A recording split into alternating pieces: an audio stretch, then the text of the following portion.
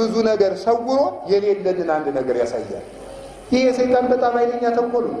ስለዚህ አንድ ብዙ ነገር ሰጥቶን የእናት አማላጅ ሰጥቶን ስጋውን ደሙን ሰጥቶን ሲያበቃ የሌለንን አንድ ነገር እየመረጥ የምንጨነቅ እንዳንሆን ሰይጣንን እምቢ በሉት። እግዚአብሔር እንግዲህ ካንተ ጋር ከሆነ ይችን አያሟላልህም? እንግዲህ ቤት አይሰጥህም? እንግዲህ ትዳር አይሰጥህም? እንግዲህ እንዲህ አይሰጥህም? እንግዲህ ገንዘብ አይሰጥህም? እንግዲህ ደሞዝ አይሰጥህም? እንግዲህ ጤናህን አይመልስልህም? እንግዲህ እናትህን አይጠብቅልህም እያለ ሲል ተው፣ ያለኝ ብዙ ነው፣ የሌለኝንም የከለከለኝ ስለሚጠቅመኝ ነው እንጂ ስለሚጎዳኝ አይደለም። ያንን ነገር ማጣቴ ስለሚጠቅመኝ ማጣቴንም ቢሆን ጥቅም ያደረገልኝ አምላኬ ይመስገን ብለህ መልስለት። ቅዱስ ዮሐንስ አፈወርቅ ምን ይላል ተግሳጹ ላይ ሲናገር፣ አንተ ሰው ገንዘብ ቢሰጥህ ኑሮ የባስ ከድፎ ግን ሆነ ሰው ተበድልበት ስለነበረ አቅምህን አውቆ ነውና ገንዘብ ያልሰጠህ፣ የማላውቅበትን ገንዘብ ያልሰጠኸኝ ፈጣሪ የተመስገን በል ይላል። የማላውቅበትን እንኳን አልሰጠኸኝ፣ የማላውቅበትን ስልጣን ሰጠኸኝ፣ ድሀ በድዬ ፍርድ አጉድዬ ከመንግስት ከመወጣ እንኳን አንሾምከኝ በል፣ እንኳን ሀብት አልሰጠኸኝ በል፣ እንኳን እንዲህ አለ እንኳን እውቀት አልሰጠኸኝ፣ ሰው ከፍ ዝቅ አድርጌ የምንቅበት እውቀት እንኳን አልሰጠኸኝ። ካንተ የሚለየኝ ነገር ከሆነ ብርሃን እንኳን ቢሆን ይቅርብኝ፣ ጨለማው ይሻለኛል። አረጋዊ መንፈሳዊ ምን አለ? እኔ ከምፈልገው ጣፋጭ አንተ የምትሰጠኝ መራራ ይሻለኛል አለ። ስለዚህ እግዚአብሔር የነሳን ነገር ሁሉ ለመልካም መሆኑን አውቀን ወደ አለን የእግዚአብሔር ሰዎች ማለዳ ተነስታችሁ ያላችሁን ብዙ ነገር ተመልከቱ። እግዚአብሔር ከጎናችሁ ነው። እመቤታችን አለቻችሁ። ቅዱሳን መላእክት ከበዋችሁ ይውላሉ ከቤታችን። ሌላው ቀርቶ የሚጠብቀን መልአክ ብንበድል እንኳን ራቅ ብሎ ይጠብቀናልና እንጂ ትቶና ሄድ። ማወቅ ቢገባችሁ እሱ ነው። 9 ሰዓት ላይ ሊያድር የሚመጣው መልአክ ሲመጣ ሲጠብቅ የዋለው ሲወጣ ይገናኛሉ። እንዴት ዋለ ይለዋል። አንደበቱ ከሐሰት እጁ ከስርቆት አልወዘነም ይለዋል። ጌታዬ ምነው ይህን ሰው ከምታስጠብቀኝ እንስሳትን ብታስጠብቀኝ ይሻለኝ ነበር ብሎ እያዘነ ራቅ ብሎ ይጠብቀዋል ይላል። ደግ ሰው እንደሆነ እንዴት ዋለ አንተ ይለዋል። አንደበቱ ከእውነት እጁ ከምጽዋት አልወዘነም ይለዋል። ፈጣሪ እድሜውን አርዝምለት፣ የመንግስተ ሰማያት በር ክፈትለት እያለ ደስ እያለ ይጠብቀዋል። ብንበድል እንኳን ርቀው ይጠብቁና ልጅ አይተውንም እና እልፍ የማናችን እልፍ በጽጋማችን አለንና ብንወልቅ እንኳን ታጥበብንበት የማይደፈርስ የህይወት ባህር ክርስቶስ አለንና ደስ ብሏችሁ ኑሩ። እውነቴን ነው የምነግራችሁ። ያጣችሁትን እየዘረዘራችሁ ሀዘንተኞች አትሁኑ። ያላችሁን እየቆጠራችሁ ደስ ይበላችሁ። ደግሜ እላችኋለሁ በክርስቶስ ደስ ይበላችሁ አለ ቅዱስ ጳውሎስ። እስኪ ደግሜ እላችኋለሁ በሉ። በማን ደስ ይበላችሁ አለ? በክርስቶስ ምን ይበላችሁ? ደስ ይበላችሁ። በዚህ ሰይጣን ይፈትነናልና የሌላችሁን ሳይሆን ያላችሁን ተመልከቱ። ያለንን የምንመለከትበት አይን እግዚአብሔር ይስጠን። ጸጋን የምናመሰግነው ከሌላ ላይ ሆኖ ስናየው ነው። ከእኛ ላይ ያለው ጸጋ አይመስለንም። በሰጠን እናፈራበት መድኃኒዓለም ይርዳል።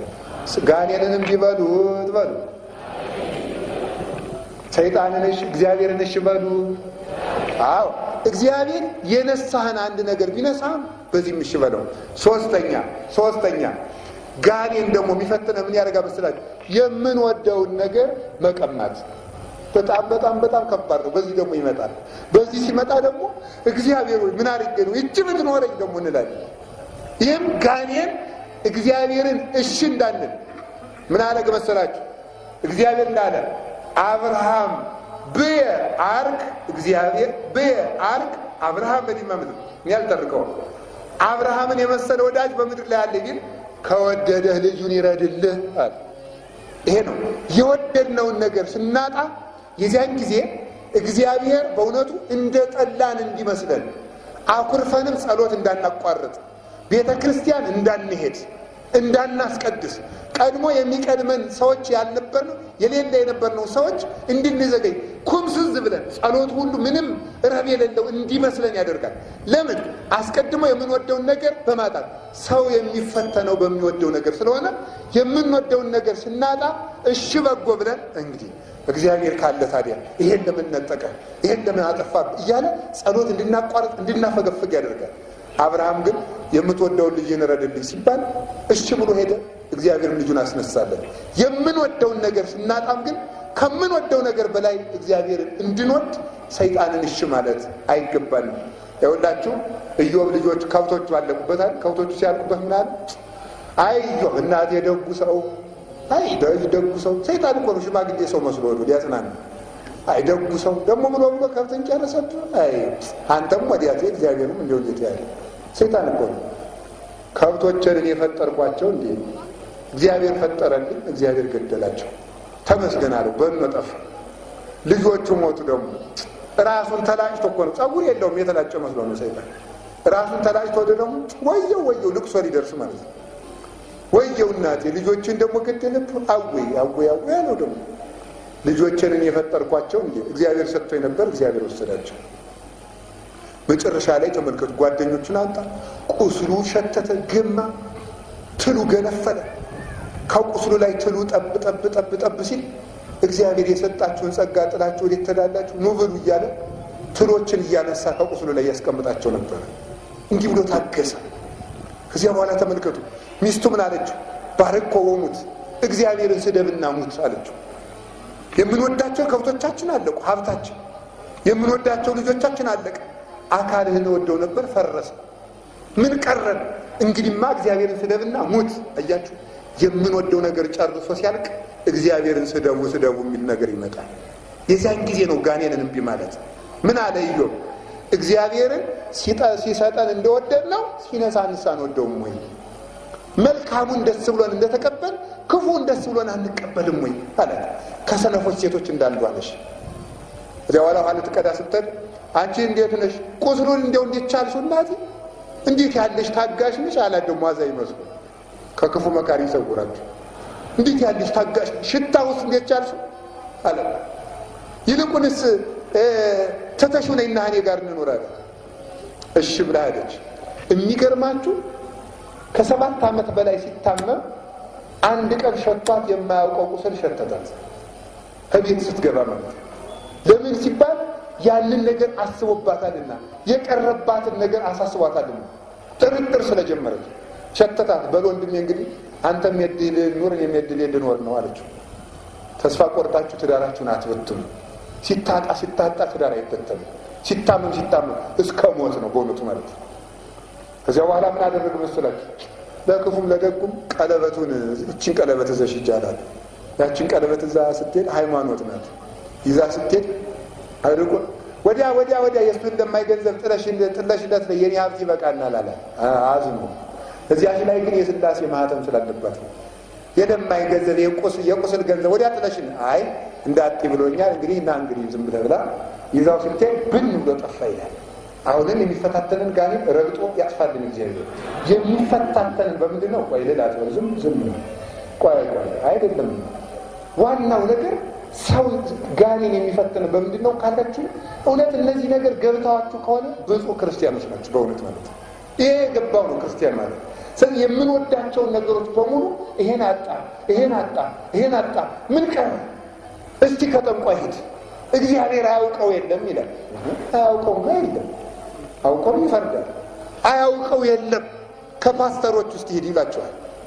ለዚህ ያልታመነ ክርስቲያኖች ክርስቲያን አይደለም በእውነቱ። ጸበሉም ዞርክ አልሆነም። ይኸውላችሁ ችኮናል። ችግር የሚጠቅስ ነው።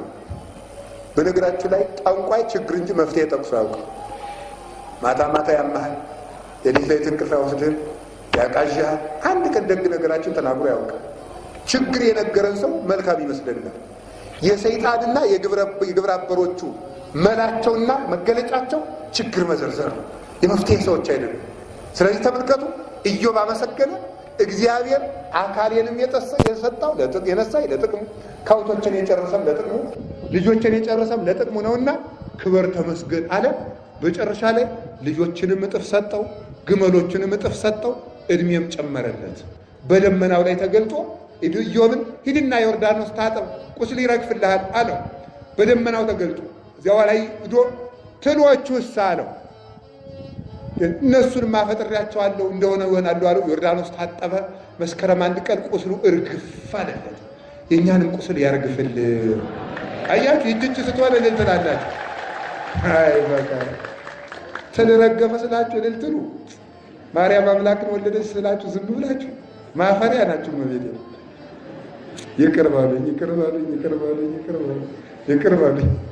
ይኸውላችሁ በቀደም ታዝቤያችኋለሁ እኮ በእውነት ግን ቁስላችን ያርግፍልን። ይኸውላችሁ ከደመናው ላይ ተገልጦ እግዚአብሔር በደመና ተገለጠና ሂድና ከባህሩ ታጠብ እርግፍ አለበት። ሰላም ለኪ ማርያም ለኢዮብ ደመናሁ አለ አባ ጊዮርጊስ። ቁሲ ኢዮብ የተባለ አዳም ነው። አዳም ከነ ልጆቹ የ5000 ዓመት ቁስል የረገፈባት እግዚአብሔር የተገለጠብሽ የምሕረት ጠል ያዘነብሽልን የኢዮብ ደመና ማርያም ሆይ ሰላምታ ይገባሻል ብሏታል። ያቺ ደመና እመቤታችን ናት። በእሷ ተቀልቶ እኛ የሚደንቀን የኢዮብን የ7 ዓመት ቁስል በማርገፉ ሳይሆን ከእውነተኛይቱ ደመና ከእመቤታችን ተገልጦ የ5000 ዓመት ቁስል ስላረገፈልን በልተው የማይጠጉትን ትሎች አጋንንትን በመስቀሉ እርግፍ ስላደረገልን መድኃኔዓለም ስሙ የተመሰገነ ይሁን። አሁን ልልበሉ ጥሩ ነው። አዎ እሱ ነው። ስለዚህ ጋኔንን ምን እንበለው በሉ እንጂ እግዚአብሔርን ምን እንበለው? ብናጣም ብናገኝም ጋኔንን ምን እንበለው? ብንታመምም እምቢ በሉ እንጂ ቢርበንም ብንታረድም ብንታሰርም ብንሞትም አው ጋኔንን እምቢ ለምንለው እምቢ ለማለሳ በታምኖ ሊቆ ሙሴ አብደረ አበየ ይላል። ከመእይበልዎ ወልደ ወለተ ፈርዖን ሙሴ በእምነት አደገና የፈርዖን ልጅ አልባልም ማለት። ስታድጉ እምቢ ማለት ትችላላችሁ። እምቢ ለማለት በጸሎት ደጉ። ዳዊት ድገሙ። ከነገ ጧት ጀምራችሁ ሁላችሁ መዝሙረ ዳዊት እንድገዙ። የዕለት መዝሙረ ዳዊት የሚደግም ሰው ዳዊት ማለት የአምላክ ልብ ነው። የእግዚአብሔር ልብ ታገኙታላችሁ። ውዳሴ ማርያም ከደገማችሁ እሱ ደግሞ ይኸውላችሁ ሰብአ ሰገል ምደው እናቱ ታቅፈው አገኙ እንደተባለ ከማርያም ቀረብ ያለ ሰው እሷ ታቅፈው ደግሞ ልጇን አግኝቶ ይመለሳል። ውዳሴዋ ስትደግሙ ደግሞ ክርስቶስ መንበር አድርጓት ታገኙታላችሁ። ስለዚህ ሁላችንም ይህንን እናድርግ። ጋኔንን እምቢ በሉ። ሌላ ከቃሉ ጋር ናችሁ? ከቃሉ ጋር ናችሁ? አንድ ሶስት መምህር በትረ ወንጌልም እናንተም 20 ደቂቃ ትፈቅዳላችሁ? አዛኛን እንጨርሰው። ጋኔንን እምቢ እንበለው። እሺ እምቢ ለማለት ለጋኔን እምቢ ለማለት ለእግዚአብሔር እሺ ለማለት 20 ደቂቃ አትመርቁኝም? እሺ እግዚአብሔር ይስጥልኝ። በእርግጥ ሰዓቱ የእግዚአብሔር ነው፣ አትኩሩ። መርሃ ግብር መሪው በእርግጥ ማዘዝ ይችላሉ። እሺ የሰባኪ ጅል መርሃ ግብር መሪንና ህዝብን የሚያጣላ ነው። ያው ልመላስተምር ነበር አቁም እያሉኝ ነው ካለ ነገር አስቧል የሰውዬ ማለት ነው። እሺ ከቃሉ ጋር ናችሁ? እግዚአብሔር ከሁላችን ጋር ይሁን። ጋኔንን ምን እንበለው? እግዚአብሔርን ምን እንበለው? ሙቱ ሲለን ነሳ፣ ተራቡ ሲለን፣ ታሰሩ ሲለን፣ ተሰደዱ ሲለን፣ ቆሰሉ ሲለን፣ መካኑኑ ሲለን፣ ተቸገሩ ሲለን ሁሉን እሺ እንላለን። መድኃኔዓለም ደግሞ አይተወንም። አይዟችሁ። እናት እንኳን ለልጇ ያላቅሙ ሸክም አታሸክም። እግዚአብሔር ደግሞ የማንወጣውን ገደል አይከተልም። ከማንወጣበት ቤትም አያስገባንም። የማይፈታ ስራትም አያመጣም። የማይቆሰል ቁስል የማይፈወስ ቁስል አያመጣም። እግዚአብሔር ክብሩ ይስፋ። እንዲህ አድርጎ ጋኔንን እምቢ ማለት ይገባል። ሌላው ከቃሉ ጋር ናችሁ? ሌላው ጋኔን ደግሞ የሚያመጣው አንዱ ፈተና እግዚአብሔርን ተመልከቱ፣ እግዚአብሔርን መፈታተን ነው። እስኪ መፈታተን በሉ። አይዟችሁ። ማኒ የሚባል ሰው ነበረና ምን አለ መሰላችሁ? ማኒ አንድ አህያ ነበረውና አህያዬ ከተገኘ እግዚአብሔር አለ፣ አህያዬ ከጠፋ እግዚአብሔር የለም። እንደዚህ የምትሉ የላችሁ? እውነት ቅዱስ ሚካኤል ከመንበር ካለ ይችን ጨጓራዬን አድነኝ ካልሆነ ግን የለህም ማለት እኮ ነው። ይውላችሁ እውነት ካለ ማለት ካላዳንከ የለህም ማለት ነው። ይኸው እንደዚህ ማለት አህያዬ ካለ ማለት እሱ ነው። አይ አህያው እግዚአብሔር ልካወድም እልም ማለት ነው። ከዚያ በኋላ እግዚአብሔር የለም ለዚች ዓለም ስራዬ መጋቢ የላትም ማለት መሬት ተከፍታ ዋጠችው ይላል። እግዚአብሔር የሚፈታተነው ሰው አይወድም። በዚህ ቀን እንዲህ ካደረግልኝ አለ እንድንፈታተን ማድረግ አንዱ ነው። ዲያብሎስ ራሱን በጌታ ምን አለው? ለእኔ ስገድልኝ አላለው? እግዚአብሔር አምላክህን አትፈታተን ተብሎ ተጽፏል። አንተ ሰይጣን ከኋላዬ ወግዳል። ስለዚህ ይሄን ካሳካህልኝ እውነት ፈጣሪዬ ተወደኛለህ፣ ካላሳካህልኝ አትወደኝም ማለት እግዚአብሔር መፈታተን ነው እና እግዚአብሔርን እንድንፈታተነው ያደርጋል። በዚህም ምን ማለት ነው? ጋኔንን እምቢ ማለት እግዚአብሔርን እሺ ማለት። አምስተኛ ጋኔን የሚያመጣው መከራ ምን መስላችሁ ታውቃላችሁ? እግዚአብሔር ወደደን የምንለው ሲመቸን፣ እግዚአብሔር ጠላን የምንለው ሲቸግረን እንድንል ማድረግ ነው። አሁን የከተማ ሰው ምን ይላል? ተመስገን እግዚአብሔር ባርኮኝ ይላሉ ለንስሐ አባቶቻችን ሲናገሩ። መኪና ሰጥቶኝ፣ ቤት ሰጥቶኝ፣ በበረከቱ ጎብኝቶኝ፣ ትልቂቱን ልጄን አሜሪካ ልኮልኝ፣ ትልቁን ልጄን አውሮፓ። እንዴ ቆይ ልጁ እየሰማችሁ ነው? ልጁ ኦጋዴን ቢሄድ እንግዲህ እግዚአብሔር ጠልቶና ልንል ነው? አውሮፓ ሲሄድ ባርኮኛል። እንደው ቆይ ድረስ ሲታሰብ እግዚአብሔር እንደው ዘንድሮ ሳጥሞብኝ ዘመኑ እንደው በእኔ ነው የባተብኝ አባቴ ይላል። እንደዚህ ይውላችሁ ሲርብ እግዚአብሔር ሲርብ እንዳይሁድ ማለት ነው። አይሁድ እየሮጡ መምን እንደው ጠፍተን እያሉ ይፈልጉት ነበር። ሲርባቸው ደግሞ ወነሱ ብነከመ ይውግርዎ ሊወግሩት ድንጋዜው መሮጥ። ሲያበላቸው ደግሞ ሲራቡ ያመሳል፣ ሲታመሙ ይፈውሳል። ይህን ቢያነግሱት ምን ይብሳል? እናንግሰው ይላሉ። ሲቸግረን ማርከስ፣ ስናገኝ ማንገስ ክርስትና አይደለም፣ ያጋንንት ፈተና ነው። ለቤተ ክርስቲያን አሁን እንደምታውቁት ቤተ ክርስቲያንን ዛሬ የማይገፋት ማን ነው? እስቲ ይዩት። አሁን በውስጥ በአፋት ጨርሶ ቤተ ክርስቲያን የሚገፋ ነው። አገር ያኖረች ቤተ ክርስቲያን በሀገር አትኑር ተብላ መከራውን እያየች ነው።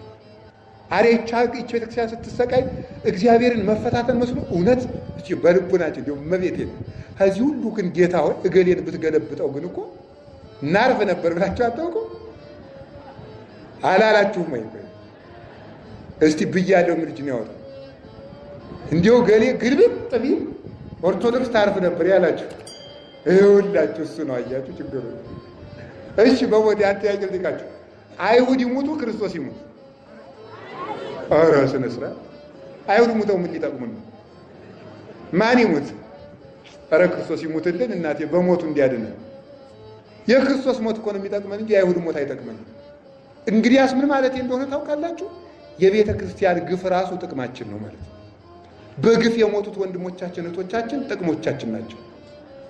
ያለ በደላቸው የታረዱት ሕፃናት ለእኛ ጠበቃ ናቸው። በሰማይ ሆነው ይጸልዩልናል። እስከ ማይዜኑ እስከ መቼ ነው የማትበቀል እያሉ ይጸልያሉ። የእነሱ ደም ደግሞ ጠላቶቻቸውን ያሰጥናል። ስለዚህ ተመልከቱ፣ በቀኝ የተሰቀለና በግራ የተሰቀለ ወንበዴ ትዝ ይላችኋል አይደል? በግራ የተሰቀለው ወንበዴ ምን እንዳለ ታውቃላችሁ? አምላክ ከሆንክ ከመስቀል ውረድ። እስኪ በሉ አምላክ ከሆንክ በሉ ከምን ውረድ? ስለዚህ ካልወረድክ ምን አይደለም እያለው ነው። አምላክ ከሆንክ ከመስቀል ውረድ ማለት የዛሬውን ክርስቲያን ይመስላል። የዛሬው ክርስቲያን ምንድን ነው የሚለው? እውነት መድኃኔዓለም ለምን ቤተ ክርስቲያን ስትሰቃይ ዝም ትላለህ ማለት ለምን አንተ ተሰቀልክ ማለት ነው። እሱ በመሰቀሉ ደስ ካለን ቤተ ክርስቲያን በመሰቃየቷም ደስ ይለናል። እውነቴን ነው የምነግራችሁ፣ እውነቴን ነው። ግን ይኸውላችሁ ከማይረባ ቦታ መስዋዕት እንዳትሆኑ ግን ተጠንቀቁ። ከማይረባችሁ ቦታ፣ ከማታፈሩበት ቦታ መስዋዕት እንዳትሆኑ፣ ሳታፈሩ እንዳትቆረጡም ደግሞ ተጠንቀቁ። ንስሐ መግባት ይጠበቅባቸዋል። ሞት ይጠቅማል ስላልኳችሁ ዝም ብሎ አይደለም። ስለዚህ መከራ ሲመጣ እንዴ ሰይጣን በቅዱስ ጴጥሮስ ጠጋ ብሎ ጌታ ዓርብ እሞታለሁ በሶስተኛው ቀን እነሳለሁ ሲል ሰይጣን ጠጋ ብሎ ምን ይመስላችሁ? አይባልም እንደዚህ። ቅዱስ ጴጥሮስ ደግ አይደል? ሊመክር እኮ ነው። እንዴ ይገርም። ጌታ 30 ዓመቱ ነው፣ ቅዱስ ጴጥሮስ 50 ዓመቱ ስለሆነ በሽምግልናው ሊመክረው ጌታ ተው አንተ እሞታለሁ አይባልም ይለዋል። ሊመክር እንደ ሽማግሌ ማለት ነው። ግን ሰይጣን ደግሞ ጠጋ ብሎ ተው እሞታለሁ አትበል የሚለው በሞቱ እንደሚቀጠቅጠው ስለሚያውቅ ነው። ሁርም ድሬ ሰይጣን አንተ ከኋላ ይወግዳል። ክርስቶስ አትሙት የሚለው አይወድም፣ ሙት የሚለው ነው። መስቀል ይቅር የሚል የክርስቶስ ጠላት ነው። ለቤተ ክርስቲያን መከራ ይቅርላት አይባልም። መከራውን ለጥቅም ያደርግልን ነው የሚባለው። ለአክሊል ያደርግልን፣ ለውርደት አያደርግልን፣ ለክብር ያደርግልን። ክብር የምንለብስበት ያድርገው። በግፍ እንደሞትን በክብር ለመነሳት ያብቃ።